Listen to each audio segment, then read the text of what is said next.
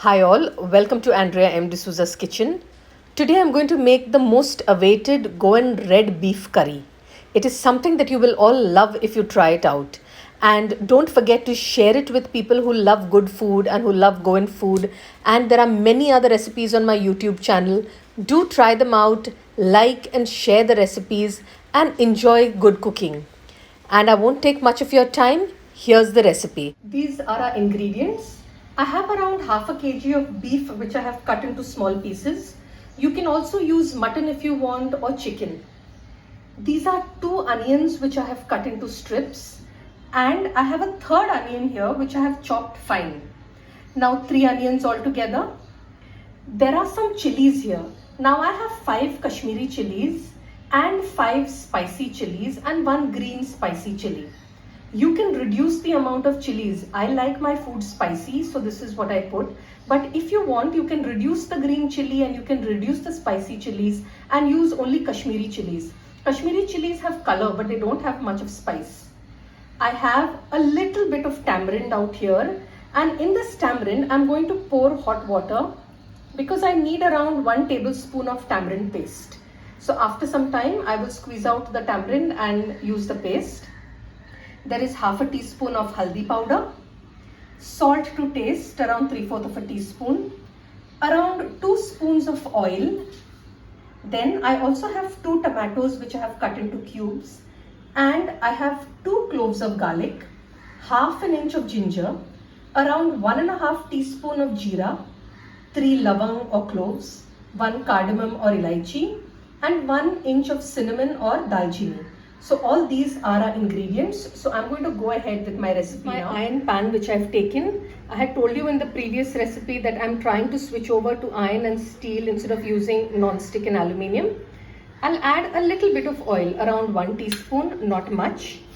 And I'm going to add these 2 onions which I have cut it into strips. And I'm going to roast them for a while until the onions become translucent and they begin to smell sweet. So I'm going to do this on 1 flame. Taking my cooker. In my cooker again I'm going to put 1 more teaspoon of oil, just a little bit. And out of these onions that I had, I'm just going to put half of them. Not all, just half the onions. And on the other side I'm going to fry this as well. And here are these onions frying. Again I will lower this flame. And here, this side, let this also fry. Now that these onions have become a little soft, I'm going to add the beef and I'm going to let it cook on a high flame. Let it fry for a while on this high flame. At least for 5 minutes, let it fry. In the meantime, my onions, looks like our onions are done. So what I'm going to do now is I'm going to close the flame, or I'm going to switch off the gas and let it cool down for a while, because we need to grind these onions later along with the rest of the masalas. In the meantime, this beef is still frying on a high flame. Can you see that it has already started letting out water? Let it fry for a while until that raw smell goes away. I've removed the onions aside and kept them to cool. And now in this same pan, I'm going to dry roast. Remember to remove these stalks before you roast them. We don't want the stalks in our masala. These stalks are to be thrown. In the meantime, this beef is done, 5 minutes. It's left a lot of water. I'm just going to add around half a cup of water more to it till it covers it all. Not too much of water, just half a cup. And I'm going to add this salt. And now I'm going to close the pressure cooker and let it cook for a while. I'm closing this cooker and I'm now going to let this meat cook for around 4 whistles. My chilies are roasting here in the meantime. Don't let them burn. Make sure that you keep moving them around the plate, especially these seeds that are there. When it roasts a bit, you can also add the remaining garam masala and just let it dry roast for a minute or 2. Not much time, very less. Just make sure that it just doesn't burn. In fact, once you add the garam masala, you can also switch off the flame so that there's not too much of direct heat coming. And let it remain on this hot in this hot kadai for a while, but keep moving it around. Roasting the masalas is optional. If you don't have time and don't want to do it, it's okay. but it is definitely mandatory to roast the onions. So onions you definitely have to do. This step you can skip if you want. Grinder jar. In that I'm going to add this masalas that I was roasting. I've put the garlic. I've put the chilies. I've also put in the ginger.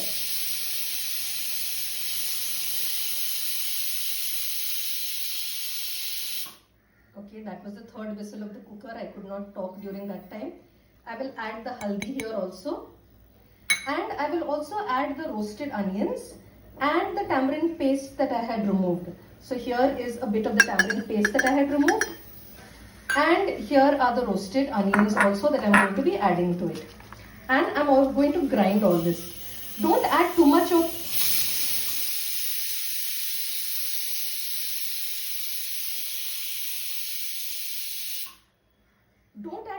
water first only. Add water little at a time.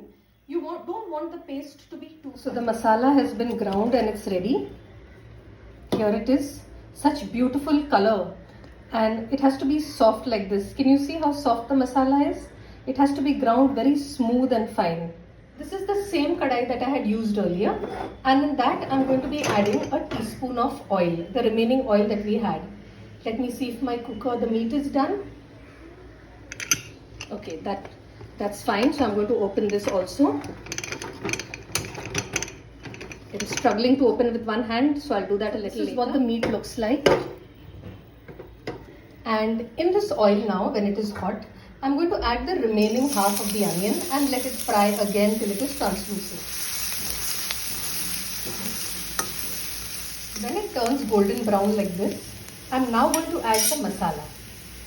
And I'm going to cook it on a low flame until the oil starts leaving the sides.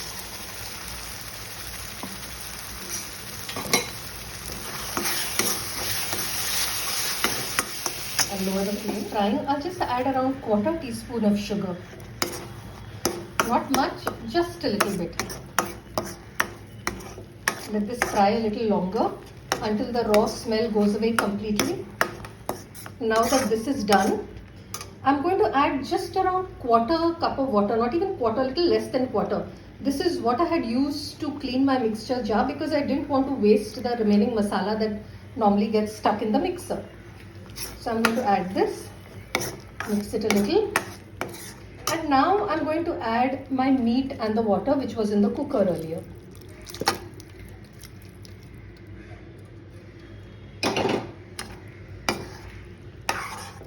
Mix it well and bring it to a boil. Here it is, it's coming to a boil. I think it has become slightly thick, so I'm going to add 1/4 cup of more of water. Depending upon the consistency you want. If you want to eat it with chapatis, you can add more, you can add less water. If you want to eat it with rice and want more of a gravy consistency, you can have more water. Now since I will be eating it with rice, I'm making it a little more gravy-like consistency. Now that it has come to a boil, I'm going to add these cubed tomatoes that I had earlier. And I've also cubed some potatoes which I'm going to add to it. I forgot to cube them earlier, but normally beef curry always goes well with potatoes. So I'm going to mix this all up. And I'm going to cover it and let it cook until the potatoes are done. It already looks good, doesn't it? We just need the potatoes to get done.